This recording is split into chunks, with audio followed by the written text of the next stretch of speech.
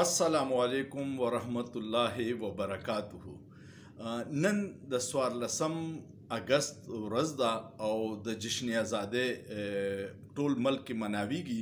ما وی چې نن درته د تاریخ نه یو درې واقعیات وایم کم کې چې دوه د قائد اعظم محمد علي جناح یو دوه تقریرونه دي چې اوس موږ ته بالکل نه ښیي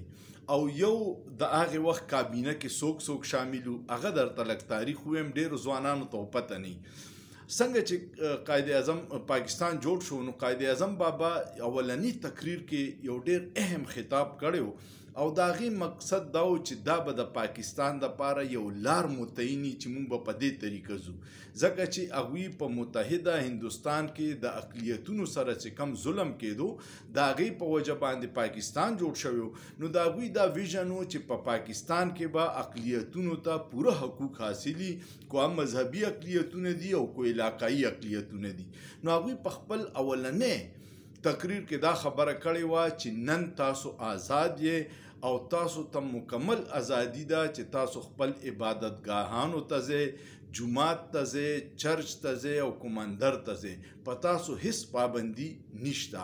او دا ملک د ټولو دپاره یکسا مواقع به ورکوي دا ډېر اهم تقریر و نو هغه نن سبا یې په دې نه کوي چې دلته کې مذهبي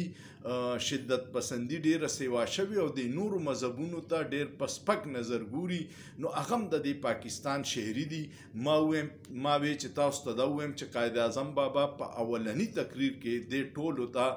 د یکسا حقوقو خطاب کړی دویم یو تقریر د قائد اعظم بابا ډېر مشهور اهم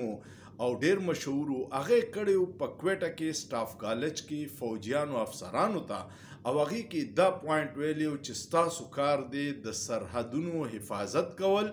او د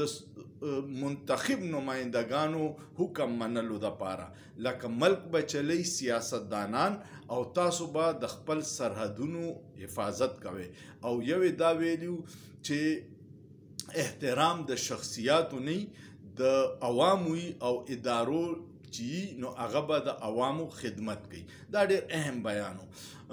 درېیمه خبره دا وه چې په هغې وخت کې کابینه کې څوک وو نو قائد اعظم بابا چې اخو ګورنر جنرال و لیاقت علي خان اولنی وزیر اعظم و خو د وزیر اعظم توب سره د هغوی سره د خارجه د دفاع د وزیر دولت مشترکه او امور کشمیر وزارتونه مو بیا زمون وزیر خارجه چې اسر ظفر الله خان ملک غلام محمد چې وزیر خزانه مو دغه ورسره د دوی سره دا عہده وه آی چندریگر وزیر صنعت و تجارت و سردار عبدالرب نشتر وزیر اطلاعات و جوگیندر ناتھ منڈل وزیر قانون او محنت و جوگیندر ناتھ منڈل دا یو هندو ازمون وزیر قانون او محنت و راجا غضنفر علی خان وزیر خوراک زراعت او صحت او فضل رحمان دا فضل رحمان نه په هغې وخت کې هغه وزیر تعلیم او وزیر داخله عہدم ورسره وه عبدالستار پیرزاده وزیر خوراک و زراعت او خواجه شهاب الدین وزیر صحت دا عہدې به چینج کېدې را چینج کېدې خو دا شروع کې وزیرانو چې کم په اولنۍ پاکستان کابینې سره ما وی چې درته ووایم چې یو پاکستان دپاره قائد اعظم بابا څه سوچ کړی او د ادارو دپاره یې څه سوچ و چې سیاسي قیادت به ملک چلی او دفاعي به زمونږ دفاع کوي دفاعي ادارې او وزیران څوک امید لرم ستاسو به تاریخي ویډیو خوښه شوي کو ویډیو مو خوښه شوه کمنټ پیو کې لایک ورله ورکې دوستانو سره شیر کې او سوچ پیو کې په سوچ کې څه ګناه نشته